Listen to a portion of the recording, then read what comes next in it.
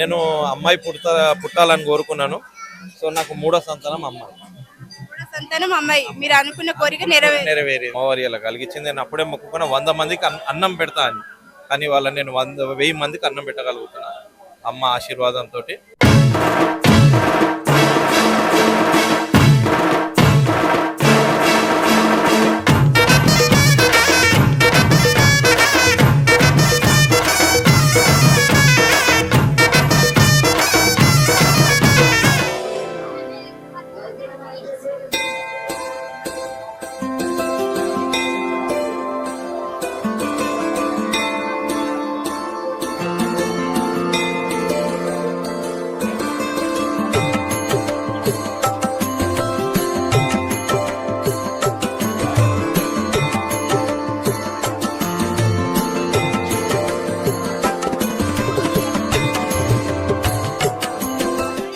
అశ్విన్ గారు అయితే ఉన్నారు. వాళ్ళ కోరిక నెరవేరిందంట. సో అన్నదానం అయితే జరిపిస్తున్నారు. వాళ్ళ మాటల్లో తెలుసుకుందాం వాళ్ళ కోరిక ఏం నెరవేరింది అనేది, ఏ విధంగా జరుపుతున్నారు అనేది.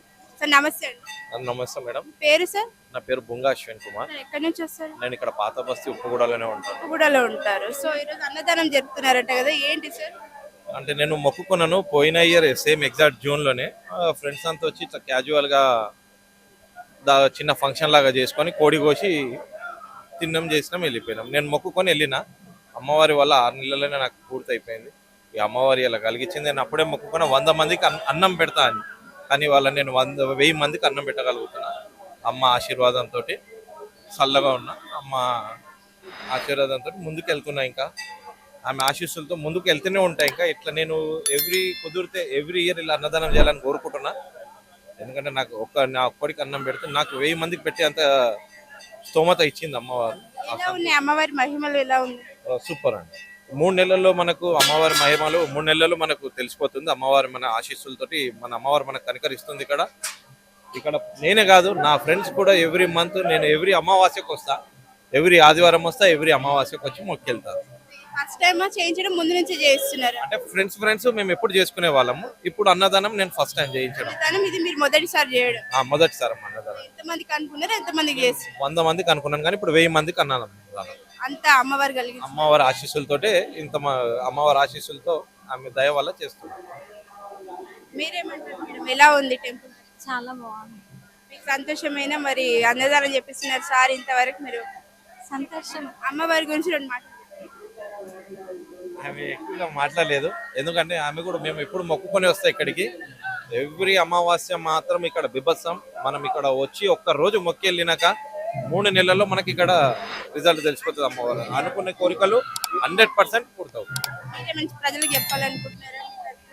అందరు నమ్మండి, అంత మంచి జరగాలి అందరికి. అమ్మవారి ఆశీస్సులతో అందరికి మంచి జరుగుతుంది, ఎలాంటి హాని జరగదు. అమ్మవారి ఆశీస్సులు వెంటనే ఉంటాయి. నేను అమ్మాయి పుట్టాలని కోరుకున్నాను. సో నాకు మూడో సంతానం అమ్మాయి. మూడో సంతానం అమ్మాయి. మీరు అనుకున్న కోరిక నెరవేరింది.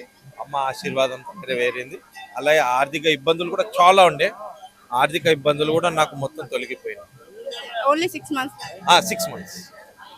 Only 6 months. 6 months కాదు, నేను యాక్చువల్లీ 3 months లోనే అయిపోయింది. ఇక దాని తర్వాత నేను అమ్మవారికి ఇంకా నాకు ముందు చూపు నడిపిస్తేందుకు అమ్మవారు ఇంకా ఆ సంతోషంతో నేను ఈరోజు అన్నదానం చేస్తాను. ఫస్ట్కి ఇట్లా ఒక మంచి నేమ్ వచ్చింది అమ్మవారి వల్ల. పలక్నుమ కాళీ మందిర్ అని మాకు చాలా ఆనందంగా ఉంది. ఎక్కడెక్కడ నుండి వస్తున్నారు, వేరే రాష్ట్రాల నుండి కూడా వస్తున్నారు. హైదరాబాద్ డిస్టిక్ లో కాకుండా తెలంగాణలో వేరే రాష్ట్రాల వాళ్ళు కూడా ఇక్కడ వస్తున్నారు. కర్ణాటక, మహారాష్ట్ర వాళ్ళు కూడా వస్తున్నారు. సో నాకు చాలా ఆనందంగా ఉంది. మా పాత బస్సులో ఇట్లా అమ్మవారి ఆశీస్సులు బాగా. Thank you sir. అందరినీ కర్ణించాలని నేను కూడా కోరుకుంటున్నాను. అండ్ అట్లనే ఈ వీడియో మీకు నచ్చినట్లయితే మీరు కూడా వచ్చి ఒకసారి అమ్మవారిని దర్శించుకోండి.